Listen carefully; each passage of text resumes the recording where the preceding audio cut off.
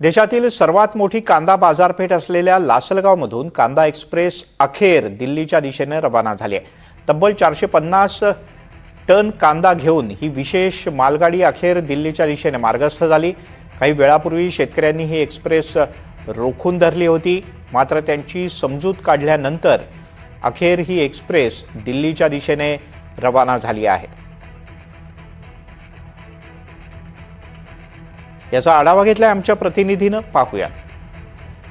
कांद्याचा आगार असलेल्या नाशिक या लासलगावमध्ये आठवडी कांदा ट्रेन जी आहे ती दिल्लीच्या दिशेने रवाना होताना दिसते। आपण या ठिकाणी बघू, ही ट्रेन जी आहे कांदा घेऊन जी ती आता दिल्लीच्या दिशेने जाताना दिसते। प्रचंड मोठा पोलीस बंदोबस्त असेल, रेल्वे आपली बंदोबस्त असेल, या बंदोबस्तात ही ट्रेन जी होती या ठिकाणी दिल्लीच्या दिशेने रवाना होताना दिसते। आपण जर पाहिलं तर एकंदरीत या कांदा एक्सप्रेस जी तिला या ठिकाणी काही शेतकऱ्यांनी जी येते या ठिकाणी विरोध केला पाहायला मिळतोय।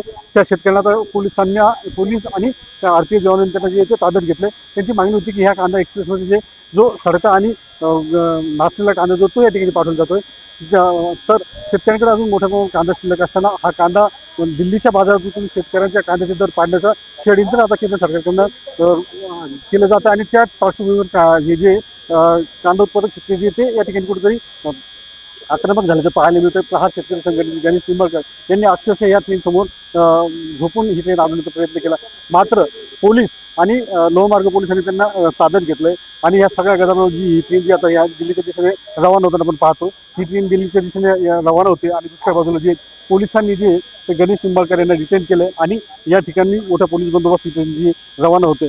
या संपूर्ण याच्यामध्ये जर आपण पाहिलं तर पुन्हा एकदा शेतकऱ्यांचा रोज जो येतो पुन्हा एकदा या ठिकाणी पाहायला मिळतो।